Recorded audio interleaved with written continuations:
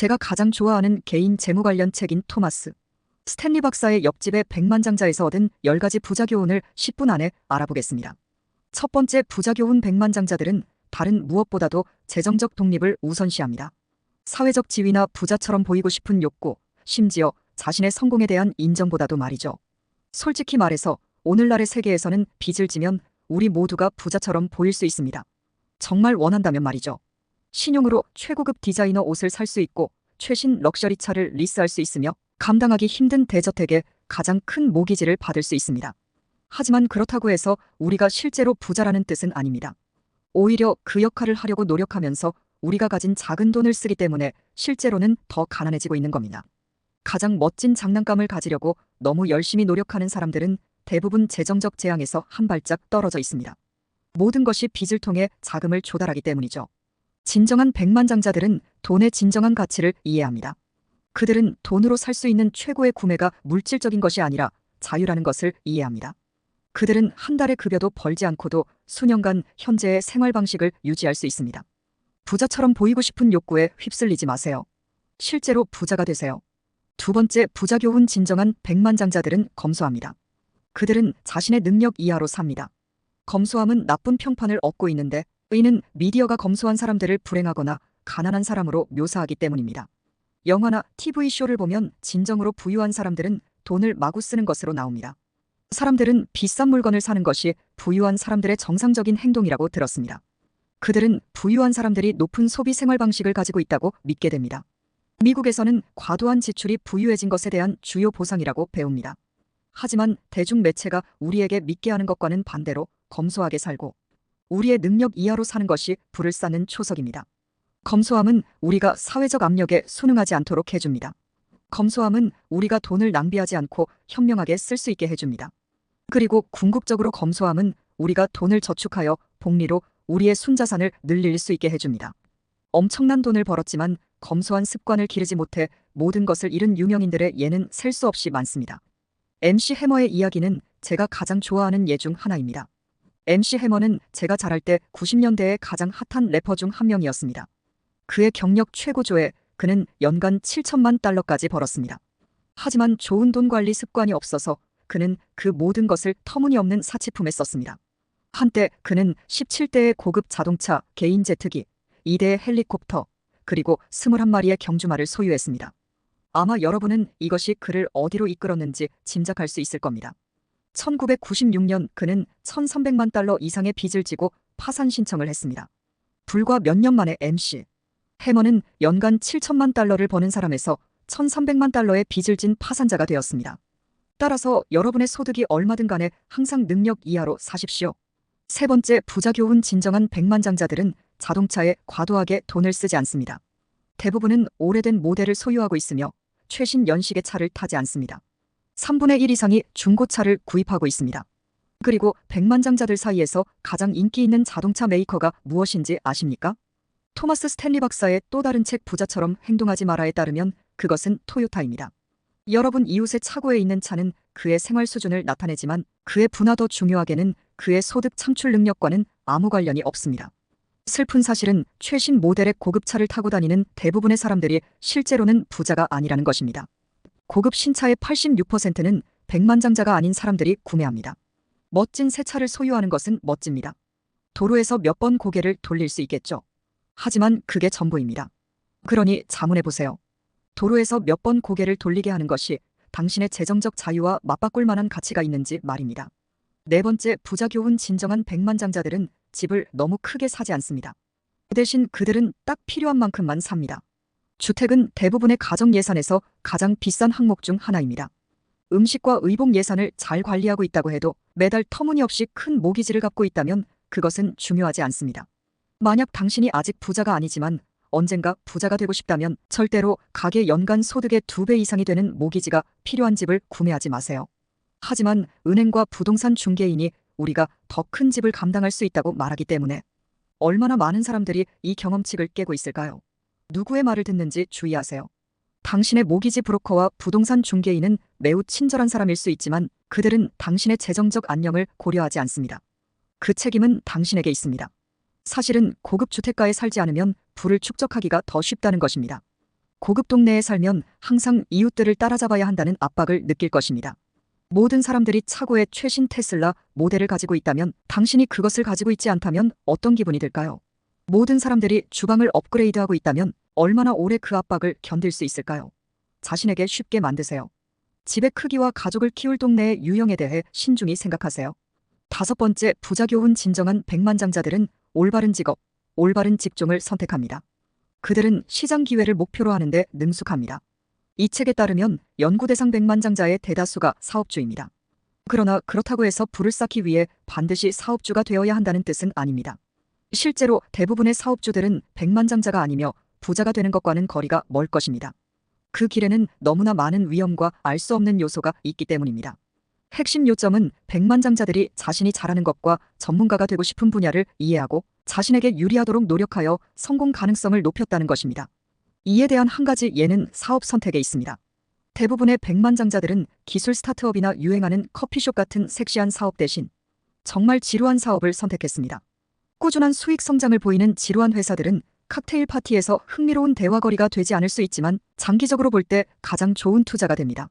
석고보드 제조, 육류 가공업체, 자동차 부품 등을 생각해보세요. 확실히 가장 섹시한 사업 아이디어는 아니지만 장기적으로 가장 높은 잠재력을 가진 사업들입니다. 당신의 직업에 대해 신중히 생각하세요. 단순히 모든 사람들이 얼마나 멋지다고 말하는지 때문에 선택하지 마세요. 오히려 산업, 기존 회사들, 성장 가능성에 대해 더 넓은 시각으로 바라보세요. 불을 쌓는 데 있어서는 넓은 바다에서 평균적인 물고기가 되는 것보다 작은 연못에서 가장 큰 물고기가 되는 것이 더 나을 수 있습니다. 6번째 교훈. 진정한 백만장자들은 계획가들입니다. 그들은 시간, 에너지, 돈을 불을 쌓는 데 도움이 되는 방식으로 효율적으로 할당합니다. 스탠리 박사는 인터뷰를 통해 부를 축적한 사람들 사이에서 계획이 강한 습관임을 반복해서 발견했습니다. 백만장자들은 재정적 미래를 계획하는 데 상당한 시간을 투자합니다. 그들은 다른 활동보다 재정 자산 관리를 우선시하며 단순히 기분이 내킬 때만 하는 것이 아닙니다. 그들은 매주, 매월, 매년 정해진 일정에 따라 투자를 검토하고 조정하며 모든 자산에서 얻는 수익을 최대화합니다. 많은 사람들이 모르는 사실이지만 7번의 미스터 올림피아 우승자이자 영화배우 그리고 전 캘리포니아 주지사인 아놀드 슈워제네거는 실제로 30대 이전에 부동산을 통해 백만장자가 되었습니다. 그는 70년대에 보디빌딩으로 번 돈을 로스앤젤레스의 부동산 구매에 투자했습니다. 이 모든 것을 가능하게 한 핵심 습관은 그가 3X5 인치 새긴 카드에 목표를 적고 미래를 계획했다는 것입니다. 브라이언 트레이시는 그의 책 변명 없음에서 성인의 단 3%만이 서면으로 된 목표와 계획을 가지고 있으며 이 3%가 나머지 97%를 합친 것보다 더 많은 돈을 번다고 말합니다. 백만장자가 되고 싶다면 목표를 적고 계획을 위한 시간을 의도적으로 만드는 습관을 기르세요. 8번째 교훈. 진정한 백만장자들은 현명하게 결혼합니다. 그렇다고 부유한 가정에 시집 또는 장가가는 것을 의미하는 것은 아닙니다. 오히려 그들의 재정적 가치관을 공유하는 사람, 지출 습관과 검소함에 대해 완전히 동의하는 사람과 결혼한다는 뜻입니다. 가장 종교적인 부의 축적자들은 검소할 뿐만 아니라 그들의 배우자들은 종종 더욱 검소한 경향이 있습니다. 과소비하는 사람과 결혼하면 많은 고통을 겪을 수 있습니다. 당신은 월급 인상분을 새 집의 계약금으로 저축하고 싶을 수 있지만 배우자는 가족을 칸쿤의 올 인클루시브 리조트로 데려가고 싶어 할 수 있습니다. 두 옵션 모두 문제는 없습니다. 배우자와 함께 이야기를 나누어 최적의 결정을 내릴 수 있다면 말이죠. 하지만 돈에 대한 가치관이 근본적으로 다르다면 이는 정말 어려울 수 있습니다. 돈에 대해 논의하려는 어떤 노력도 자연스럽게 논쟁으로 이어질 수 있고 최악의 경우 이혼으로 이어질 수 있습니다. 이는 정신 건강뿐만 아니라 순자산에도 좋지 않습니다.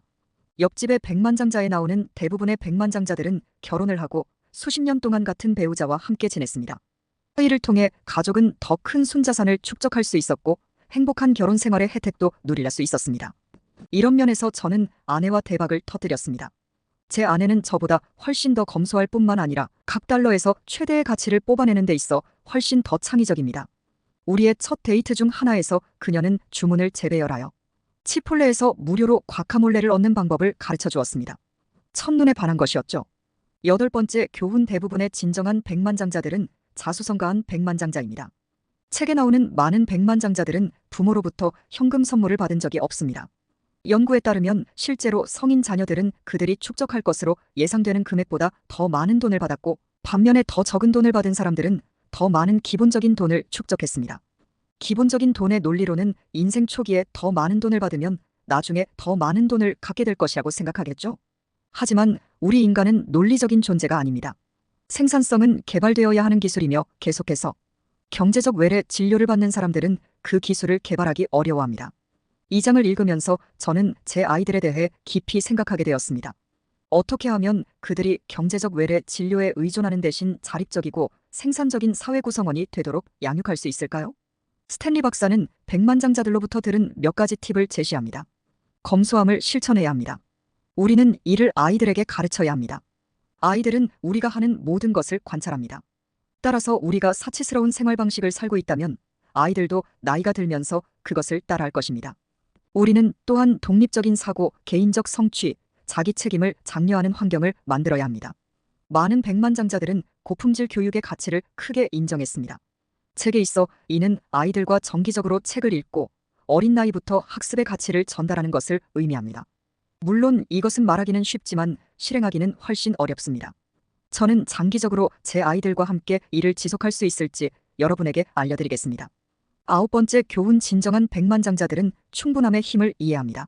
좋은 건강, 장수, 행복, 사랑하는 가족, 자립심, 좋은 친구들. 마이너스 이 5가지를 가지고 있다면 당신은 부자입니다. 돈에 관해서는 더 많은 것이 더 좋다는 것이 우리의 기본 생각입니다. 월급이 $10,000만 올랐으면 좋겠다. 집가치가 10% 더 올랐으면 좋겠다 등의 생각을 합니다. 하지만 우리가 충분함을 정의하지 않으면 우리는 평생 도달할 수 없는 무지개 끝에 환상적인 금단지를 쫓느라 시간을 보내게 될 것입니다. 책에 나오는 대부분의 백만장자들이 백만장자가 된 것은 세상에서 가장 부유하고 유명한 사람이 되려고 노력해서가 아닙니다. 오히려 그들은 자신의 능력 이하로 지출하기, 다른 사람들이 자신에 대해 어떻게 생각하는지 신경 쓰지 않기, 자신의 직업에서 열심히 일하기, 그리고 시간이 그들의 부를 증식시키는 무거운 일을 하도록 두는 것과 같은 작은 것들에 집중했습니다. 이는 종이 위에서는 매우 단순해 보이지만 실행하기는 극도로 어렵습니다. 돈은 우리가 원하는 삶을 살도록 도와주는 도구일 뿐입니다. 그것이 우리를 개인으로 정의하지는 않습니다. 따라서 더 많은 것이 항상 더 좋은 것은 아닙니다. 여러분의 충분함을 정의하고 그 안에서 궁극적인 기쁨을 찾으세요. 10번째 교훈. 이것이 정말 이 책에서 얻은 가장 큰 교훈인데 진정한 백만장자들은 여러분과 제가 같은 평범한 사람들이라는 것입니다. 대부분의 백만장자들은 비버리 힐스나 맨해튼 어퍼 웨스트 사이드와 같은 부유한 동네에 사는 초부유층이 아닙니다. 네, 초부유층은 큰 저택, 큰 제트기, 큰 고급차와 같은 매우 가시적인 부의 징표를 가지고 있고 그들은 너무나 많은 돈을 가지고 있어서 새 차를 사는 것은 그들의 총 순자산에 거의 영향을 미치지 않습니다. 하지만 그것은 평균적인 백만장자가 아닙니다. 이 책이 거듭 보여주듯이 평균적인 백만장자는 시간이 지나면서 신중하게 저축하고 투자하며 검소하게 살고 지속적으로 미래를 계획하는 사람입니다. 제가 알기로는 정말 지루하지만 그것이 그들이 백만장자가 된 방법입니다. 만약 여러분이 코스트코에서 그들을 만난다면 아마 그들이 부자라는 것을 전혀 알아채지 못할 것입니다. 그들은 평범한 토요타를 타고 와서 평범한 브랜드의 옷을 입고 거의 구두쇠라고 여겨질 정도로 매우 신중하게 물건을 구매합니다. 하지만 그들은 구두쇠가 아닙니다. 그들은 단지 돈에 대해 현명할 뿐입니다. 그리고 만약 여러분이 돈에 대해 현명하다면 여러분도 언젠가는 백만장자 지위를 달성할 수 있습니다.